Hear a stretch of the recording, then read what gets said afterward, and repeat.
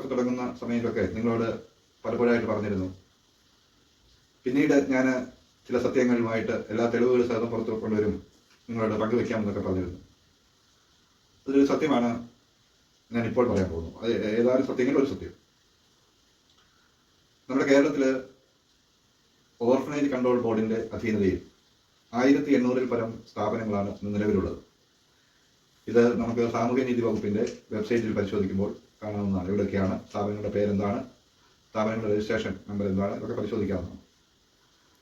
ഞാൻ വിവരാവകാശ പ്രകാരം കേരളത്തിലുള്ള എല്ലാ തദ്ദേശ സ്വയംഭരണ സ്ഥാപനങ്ങളിലും ഇങ്ങനെ ഓർഫനേജ് കൺട്രോൾ ബോർഡിന്റെ അധീനതയിൽ, ഓർഫനേജ് കൺട്രോൾ ബോർഡിന്റെ അംഗീകാരത്തോടെ കേരളത്തിൽ പ്രവർത്തിക്കുന്ന സ്ഥാപനങ്ങൾ താങ്കളുടെ പഞ്ചായത്തിൽ, താങ്കളുടെ മുനിസിപ്പാലിറ്റിയിൽ, താങ്കളുടെ കോർപ്പറേഷനിൽ ഉണ്ടെങ്കിൽ അത് ഏത് വർഷം ആരംഭിച്ചു, എത്രാം വാർഡിലാണ് അത് പ്രവർത്തിക്കുന്നത്, ഈ കാര്യങ്ങളൊക്കെ ചോദിച്ചു വെച്ചത് 200-ൽ താഴെ തദ്ദേശ സ്വയംഭരണ സ്ഥാപനങ്ങൾ മാത്രമേ നമ്മുടെ ഈ ഓർഫനേജ് കൺട്രോൾ ബോർഡിന്റെ അംഗീകാരത്തോടെ പ്രവർത്തിക്കുന്ന സ്ഥാപനങ്ങൾ ഉള്ളൂ. ഇതിൽ പ്രധാനപ്പെട്ട വിഷയം, നമുക്ക് പരിചയമുള്ള ചില പഞ്ചായത്തുകളൊക്കെ ഉണ്ടല്ലോ. നമ്മുടെ പത്തനംതിട്ട മുനിസിപ്പാലിറ്റി, നമ്മുടെ പത്തനംതിട്ട ജില്ലയിലെ ഓമല്ലൂർ പഞ്ചായത്ത്, നമ്മുടെ പത്തനംതിട്ടയിലെ അടൂര്, റാന്നി, കോന്നി, ഇങ്ങനെയൊക്കെയുള്ള പ്രദേശങ്ങൾ നമുക്കറിയാവുന്നതാണ്.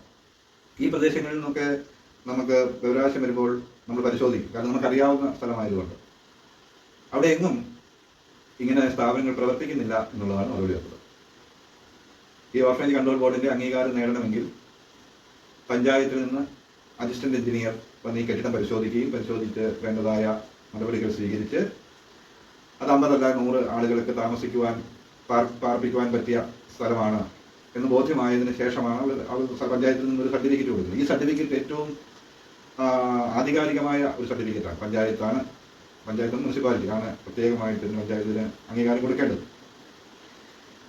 ഇവരൊന്നും അറിയാതെയാണ് ഈ 1800-ഓളം സ്ഥാപനങ്ങൾ പ്രവർത്തിക്കുന്നതെന്ന് പറയുമ്പോൾ നമുക്ക് തന്നെ വലിയ ആശ്ചര്യം തോന്നും. എന്നാൽ പഞ്ചായത്ത് അധികാരികളോട് അല്ലെങ്കിൽ മുനിസിപ്പാലിറ്റി അധികാരികളോട് ഈ വിഷയം നമ്മൾ മറുപടി തന്നതിന് ശേഷം ചോദിക്കുമ്പോൾ അവർക്ക് യാതൊരു അത്ഭുതവുമില്ല. നമ്മുടെ അടൂരിൽ ഒരു സ്ഥാപനം പ്രവർത്തിക്കുന്നുണ്ട്. 2025 ജൂണിലോ ജൂലൈയിലോ ആ സമയത്ത് അവിടുത്തെ ചിൽഡ്രൻസ് ഹോം ഗവൺമെന്റ് അംഗീകാരം റദ്ദ് ചെയ്ത് പൊട്ടിച്ചിരുന്നു. അതോട് ചേർന്ന് തന്നെ അവിടെ ഒരു ഓൾഡ് ഏജ് ഹോം ഉണ്ട്. ഈ ഓൾഡ് ഏജ് ഹോമോ ഈ ചിൽഡ്രൻസ് ഹോമോ അവിടെ പ്രവർത്തിക്കുന്നതായിട്ട് വിവരാവകാശ മറുപടിയിൽ ആ പഞ്ചായത്തിൽ നമുക്ക് മറുപടി ലഭിച്ചിട്ടില്ല. അതോടൊപ്പം തന്നെ ഈ പഞ്ചായത്തുകളിൽ ഈ അനാഥാലയങ്ങളിൽ ഓർഫനേജ് കൺട്രോൾ ബോർഡിന്റെ അംഗീകാരം, അനാഥാലയം എടുത്തു പറയുമ്പോൾ അനാഥാലയങ്ങൾ കുട്ടികളെ നോക്കുന്ന സ്ഥാപനമാണ് നിങ്ങൾ തിരിച്ചറിയാവുന്നവർക്ക് വേണ്ടി മനസ്സിലാക്കാൻ വേണ്ടി പറയുകയാണ്. എന്ത് അനാഥാലയത്തിന്റെ ഏത് ഡിവിഷനിൽപ്പെട്ടാണ്, old age home, beggar home, children's home, ഏത് ഹോമിൽ പെട്ടതാണെങ്കിലും ഓർഫനേജ് കൺട്രോൾ ബോർഡ് രജിസ്റ്റർ ചെയ്യണം.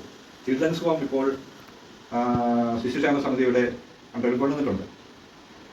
അപ്പോൾ ഈ ഓർഫനേജ് കൺട്രോൾ ബോർഡിന്റെ അംഗീകാരം ലഭിച്ചാൽ മാത്രമേ ഈ സ്ഥാപനങ്ങൾ പ്രവർത്തിക്കുകയുള്ളൂ. ഇങ്ങനെ ഓർഫനേജ് കൺട്രോൾ ബോർഡിന്റെ അംഗീകാരത്തോടെ പ്രവർത്തിക്കുന്ന ഒരു അഗതി മന്ദിരം എന്ന് തന്നെ നമുക്ക് പറയാം. മന്ദിരത്തിലെ നമ്മുടെ സർക്കാർ ഖജനാവിൽ നിന്ന്, നമ്മുടെയൊക്കെ നികുതി പണത്തിൽ നിന്ന് ഒരു സ്ഥാപനം വളർത്തിയെടുക്കുവാൻ വേണ്ടി കോടിക്കണക്കിന് രൂപ സർക്കാർ നൽകിയതിന്റെ പൂർണ്ണ രേഖ എൻ്റെ കൈവശം ലഭിച്ചിട്ടുണ്ട്.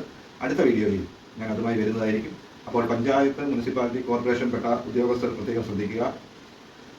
നിങ്ങൾ ചെയ്യുന്നത് വീഴ്ചയാണ്. നമ്മുടെ പഞ്ചായത്തിൽ, നമ്മുടെ മുനിസിപ്പാലിറ്റിയിൽ അല്ലെങ്കിൽ നമ്മുടെ കോർപ്പറേഷനിൽ ആശുപത്രി, സ്കൂളുകൾ, ഇങ്ങനെയുള്ള സ്ഥാപനങ്ങൾ, എവിടെയൊക്കെ വീടുകളുണ്ട്, കെട്ടിടങ്ങളുണ്ട്, ഇതെല്ലാം കരമടയ്ക്കുന്നത് പൊതുജനങ്ങളാണ്. ആ കരമടയ്ക്കുന്ന സ്ഥാപനങ്ങളാണോ, ആശുപത്രിയാണോ, സ്കൂൾ കെട്ടിടമാണോ എന്ന് അറിഞ്ഞിരിക്കേണ്ട ഉത്തരവാദിത്വം ഓരോ ഉദ്യോഗസ്ഥർക്കുണ്ട്.